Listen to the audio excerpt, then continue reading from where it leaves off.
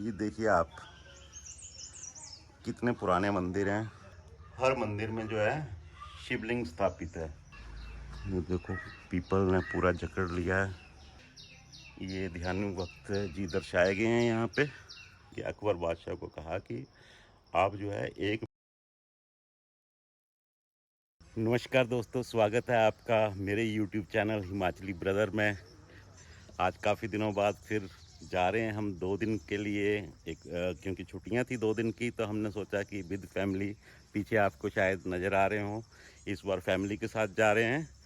और इसका मैं आपको पूरा आज का जो है मेरा प्रोग्राम जो है वो आपको पूरा बता दूं कि कहाँ कहाँ जाएंगे।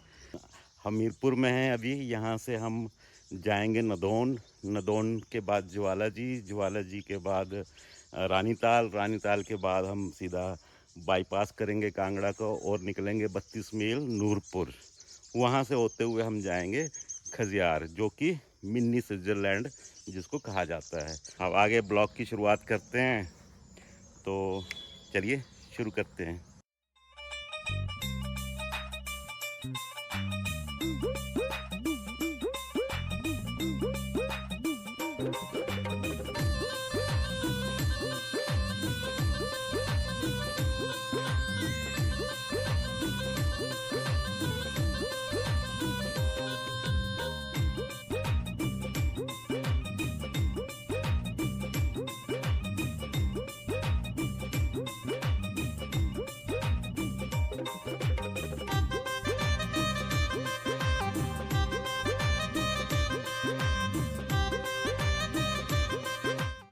दोस्तों, स्वागत है आपका एक बार फिर से। हम पहुंच चुके हैं ये ध्यानु भक्त जी की समाधि पे। बहुत से लोगों को ये पता नहीं है कि ध्यानु भक्त कौन थे, तो मैं उनके बारे में आपको थोड़ा सा परिचय दे दूं। मैं आपको पहले इसका कुछ व्यू दिखाता हूं आपको। ये देखिए आप, कितने पुराने मंदिर हैं और हर मंदिर में जो है शिवलिंग स्थापित है। यहाँ पे भी है।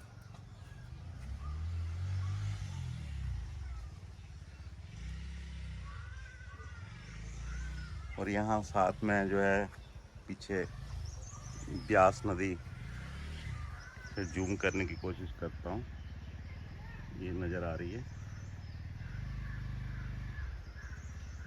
तो ये जगह जो है नदौन, जो शहर है हमीरपुर का, एक छोटा सा शहर है, उसमें ब्यास नदी के किनारे पे स्थित है। यहाँ पे मतलब कोई बताने वाला भी नहीं है जिनसे मैं कोई जानकारी ले सकूं। देखो, बहुत से मंदिर हैं और हर मंदिर में देखो, एक सामने ये मंदिर भी है।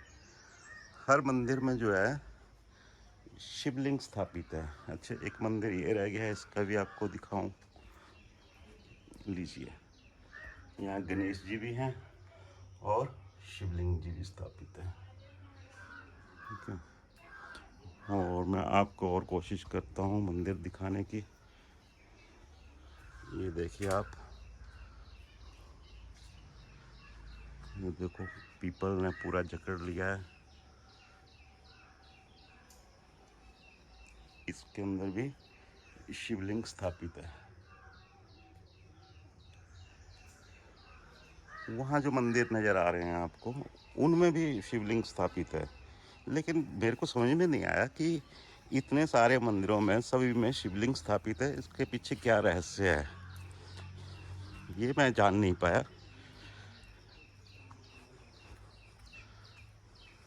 देखिए,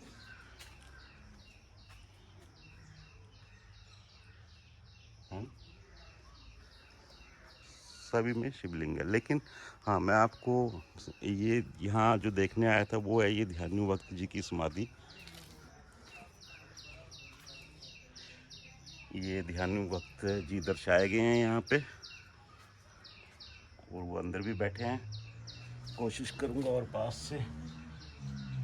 यहाँ पे पूजा वगैरह तो की जाती है, दीपक जल रहा है।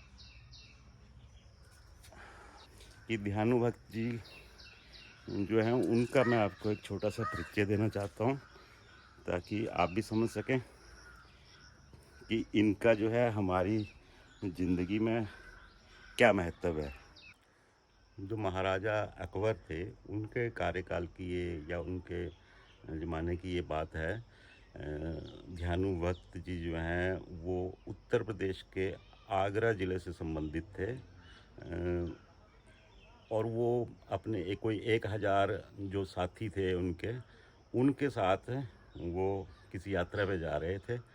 तो अकबर के जो सैनिक थे, उन्होंने जो है उनको रोक लिया कि ये इतनी बड़ी टुकड़ी कहाँ जा रही है। तो वो उनको बंदी बना के अकबर के सामने पेश करने के लिए ले गए। तो अकबर के सामने उनको पेश किया। तो अकबर जी ने पूछा कि भाई, ध्यानुभक्त से जो पूछा कि भाई कौन हो आप, कहाँ जा रहे हो, क्या उद्देश्य है आपका। तो उन्होंने कहा कि भी मैं ज्वाला माता जी के दर्शन करने जा रहा हूँ, वहाँ हमेशा ही जाता हूँ और बहुत ही अच्छी देवी हैं वो, और वहाँ बिना दीपक बिना बाती के हमेशा जोत जलती है। तो मैं उनके दर्शनों के लिए जा रहा हूँ और वो हर किसी की मनोकामना जो है वो पूर्ण करती हैं। तो कहा ठीक है भाई, तुम्हारी माता में इतनी ज़्यादा शक्ति है तो मुझे कोई चमत्कार दिखाओ। तो उन्होंने कहा कि भाई मैं तो एक साधारण सा पुरुष हूँ या इंसान हूँ, तो मेरे बस की तो कोई चमत्कार करना है नहीं। तो कहा तो फिर क्यों भक्ति कर रहे हो, क्यों जा रहे हो दर्शन के लिए, जब तुम्हारी माता में कोई दैवी शक्ति ही नहीं है। तो उन्होंने क्या किया कि जो ध्यानु भक्त का घोड़ा था उसकी गर्दन काट दी। कहा कि अगर तुम्हारी माता में शक्ति है तो इसको जोड़ के दिखाओ। ठीक है।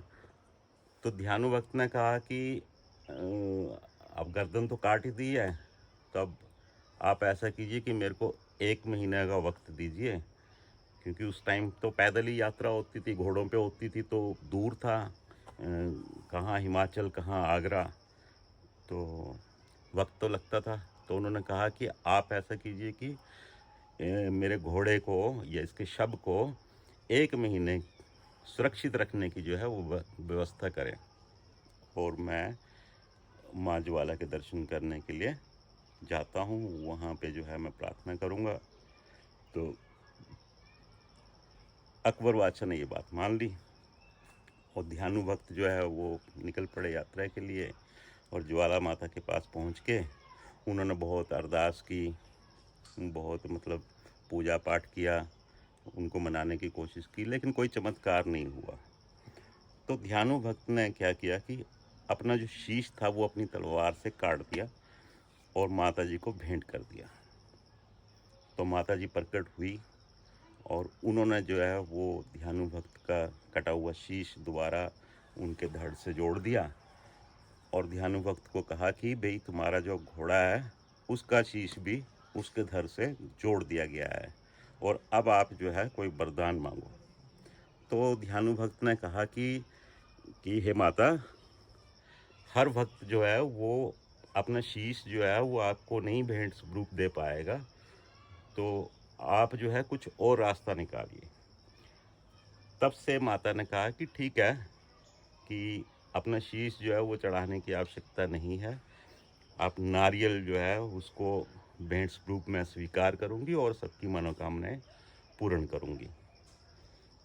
लेकिन ये खबर जब वहाँ पे सैनिकों के पास पहुंची, उन्होंने देखा कि घोड़ा अचानक से जीवित हो गया है।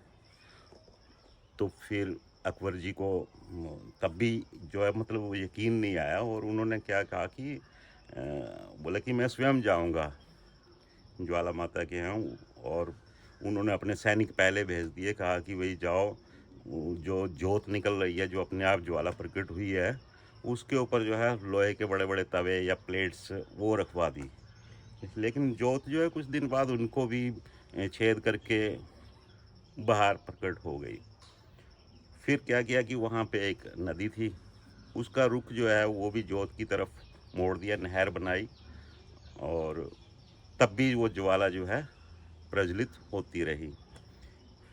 फिर अकबर जो हैं वो बड़े प्रभावित हुए और उन्होंने नंगे पाँव जो है आगरा से यात्रा की माँ ज्वाला जी के मंदिर तक, और साथ में लाए सोने का एक छत्र, जिसको सवावन सोने का छत्र बोलते हैं।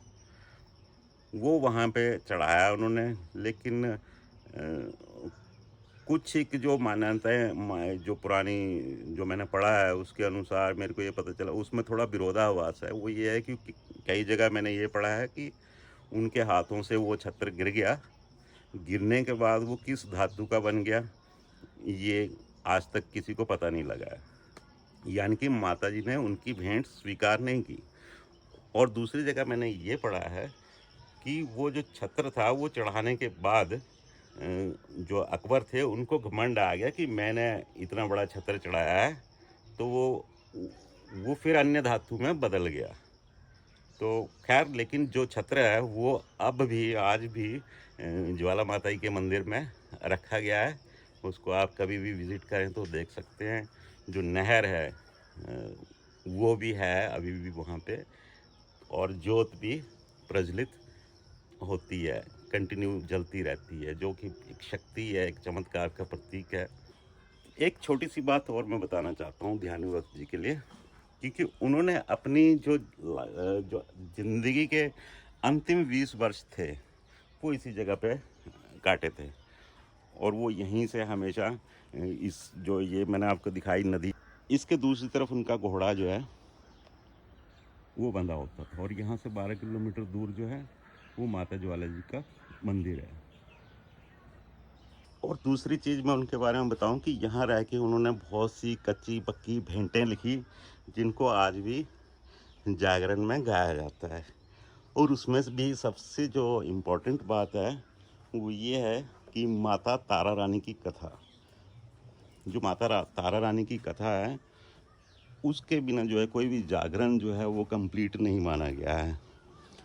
तो वो ध्यानु भक्त जी ने ही इसी स्थान पे लिखी थी। तो अब तो आपको पता चला होगा कि इस जगह का महत्व। इस स्थान के तो आपको मैंने दर्शन करवा दिए हैं। अब हम अपने अगले डेस्टिनेशन पर चलते हैं, क्योंकि वक्त बहुत हो चुका है, हम पहले ही लेट निकले हैं घर से। तो मिनी स्विट्ज़रलैंड तक आज पहुंच पाएंगे कि नहीं, मेरे को तो अब डाउटफुल लग रहा है, क्योंकि अभी एक स्थान पे और रुकना है, वो भी एक ऐतिहासिक जगह है। तो चलिए रास्ते की व्यू देखते हुए अब मिलते हैं अगले उस डेस्टिनेशन पे, जो वहीं चल के आपको बताऊंगा। ठीक है जी, ओके बाय।